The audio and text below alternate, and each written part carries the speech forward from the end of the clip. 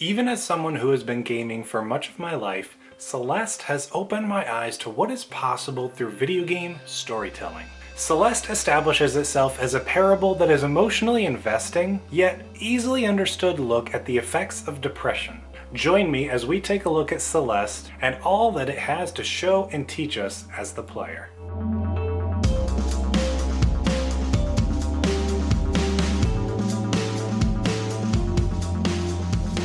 Hey friends, my name is Austin and this channel is all about digging deeper and going further to better understand faith and film and everything that's in between. Today, we're going to be doing a big ol' in-between, talking about the video game Celeste.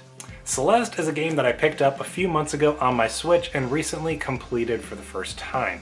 It's actually probably been about a month or now that I've beat it, but I've been thinking about it almost constantly, and I really wanted to come up with a way to get my thoughts out there, so this video is the perfect opportunity, I think, for me to do that.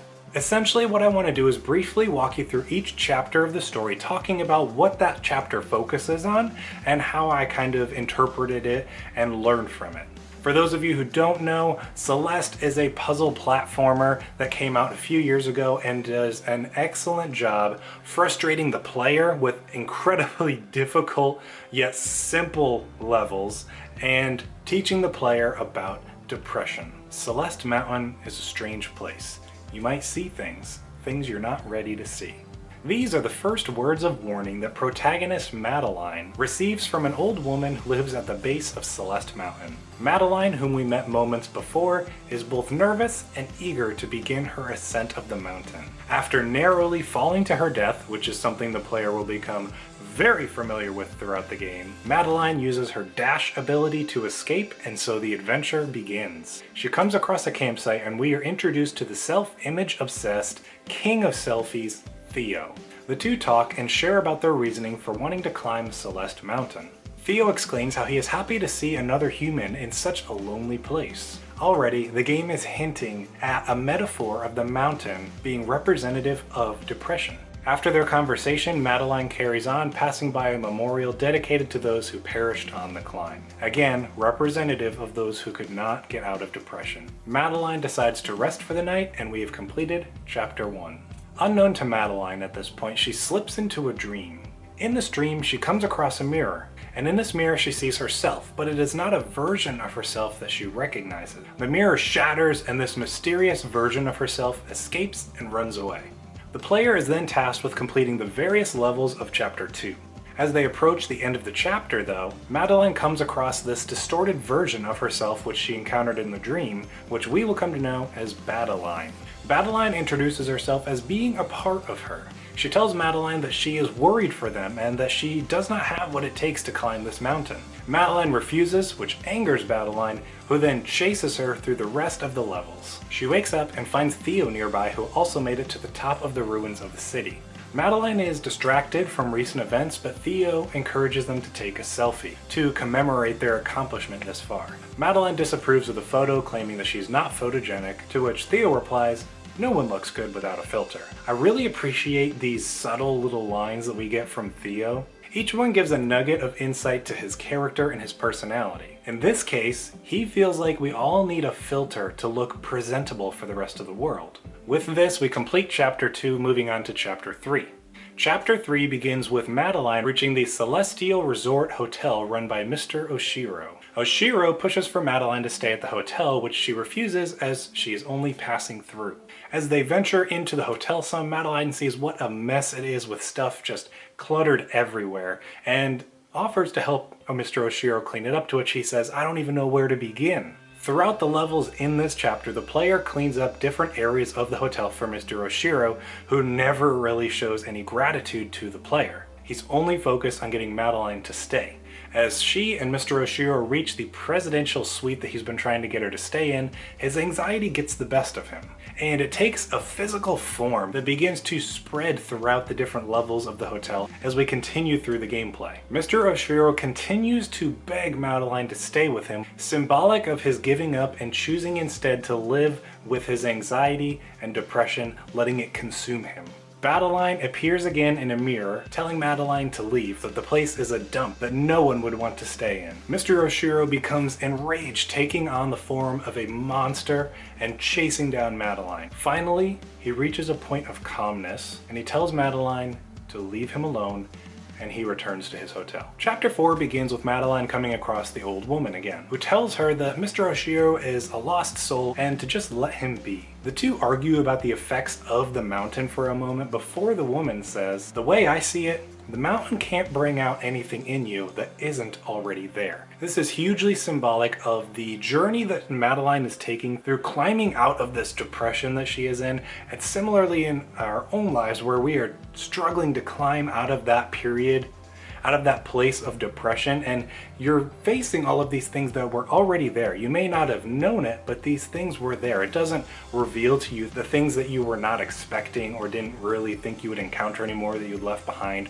which we'll get to soon. Madeline becomes confused and frustrated and carries on. After completing a few more levels in the chapter, Madeline encounters the old woman once again. She states that Mr. Oshiro does need to move on from his hotel, but it is not something that is going to happen on Madeline's schedule, especially when Madeline is just trying to prove a point to him. I love this quote because it brings us back to the importance of the journey that someone goes through when moving through depression. It is important that we each go through that journey. Some parts of it may be by ourselves and others may be together with others. The player continues through some levels until approaching a gondola and is joined by Theo. The two start up the gondola, but partway up, it stops. Madeline's anxiety begins to consume her in the form of a panic attack. Theo has Madeline use the image of a floating feather and deep breathing to calm herself. It works, and the gondola continues and reaches its destination. Thankful and together, we conclude Chapter 4. Chapter 5 begins with Theo entering a temple where he believes he can get some awesome pictures for all of his followers. Madeline reluctantly follows in after him. After completing some levels, Madeline comes across Theo's phone and takes it, hoping to find him.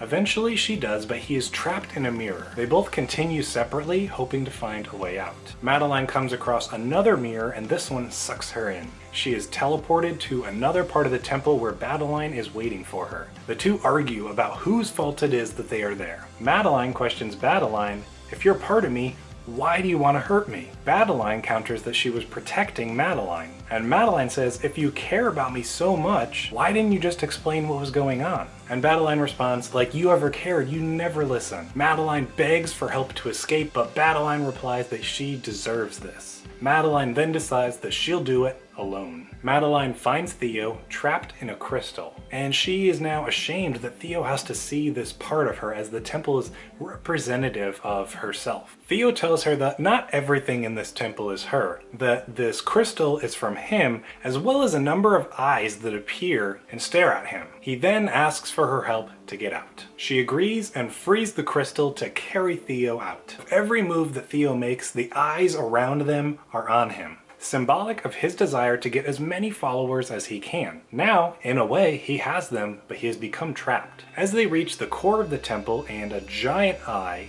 Madeline hurls Theo towards it, which shatters it and frees him. We now move into Chapter 6, the penultimate chapter. Madeline and Theo reflect on their adventures so far, thankful that they had each other to help get through. As they discuss the mountain, they come to a realization that it means different things to different people. After falling asleep, Madeline drifts into another dream, this time one where she uses feathers to ascend to the top of the mountain and view the northern lights. Madeline appears and Madeline confronts her, saying they need to talk. Madeline reluctantly agrees. Madeline has come to believe that Madeline is not a reflection of her, but a part of her that she needs to leave behind and set free. Madeline becomes enraged and throws Madeline from the mountain and down into a pit. It's down here that Madeline reaches rock bottom. She finds the old woman again, who says that Madeline is a part of her, and asked if she ever tried asking Madeline why she was scared in an effort to find healing for them. She says that the first step of healing is confronting the problem.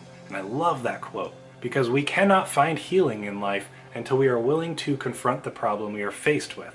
Now I love that, but I'm also terrified of it because I hate confrontation. So sometimes I end up in tough situations because I was not willing to confront the problem, and now it has gotten worse and I still have to deal with it. So Madeline continues and finds Badeline. Madeline apologizes, offering them to work together, but Badeline, still untrusting of Madeline, refuses and fights back. It is now Madeline's turn to chase down Badeline for a completely different reason. Their chase reaches an end when Badeline finally gives up, saying that she will try to leave if that's what Madeline wants. Madeline says that it's not, and that she needs her now more than ever. The two then join forces, returning to one body. This gives them and the player now the opportunity to traverse levels in ways that Madeline would have never been able to accomplish working by herself. And this completes Chapter 6. Chapter 7, with the summit in sight, Madeline and Badeline make their way together.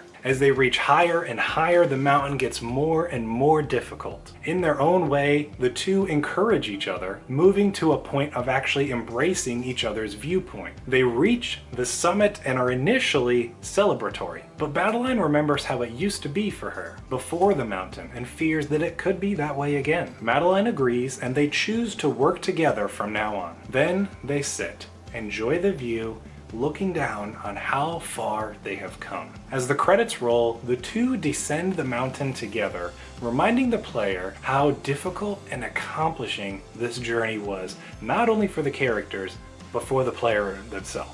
If you're not too familiar with this game, you will die hundreds, if not thousands of times throughout the levels. That's how challenging they are. I'll probably try and put my death count on screen here for you, just so you can see how frustrated I probably got throughout this game. But that's the beauty of it, is the levels themselves are short, and they create opportunity for you to move, push and push and push again and again and again, fail, fail, fail, fail, until you finally get it and push through to victory. Just like in the game where Madeline is continuing to push through these levels. When she gets to the hotel, she's pushing through to prove a point. It doesn't work, and she messes up her relationship with Mr. Oshiro. Then she thinks she has understood Badeline and pushes through her. Then she continues on and finally reaches a point where she cannot push any further.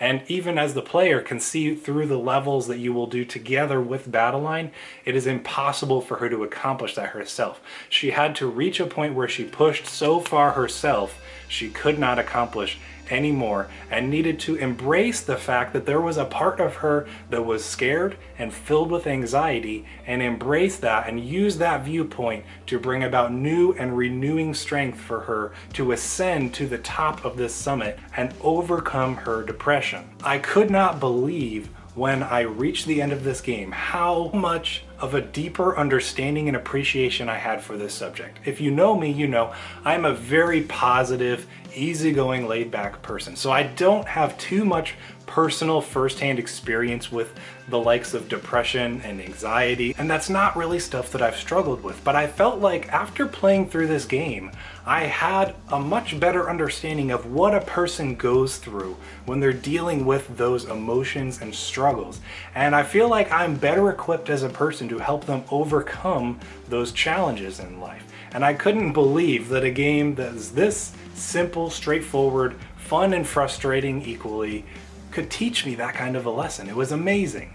And so I knew I wanted to put all of those thoughts and understandings that I had out there in a way, and I hope you have enjoyed it. I know this probably ended up being a pretty long video, but thank you for sticking around. I really appreciate it. This game really had a heavy impact on me. I'm not one to beat games too often, I'm sad to say, but this is one that I am so thankful that I powered through and was able to beat, because it was an incredibly frustrating experience, but I loved it at the same time. It was so rewarding. So thank you again. Thank you for checking out this video. If I have encouraged you to check out the game, that's awesome. I'm so thankful for that too.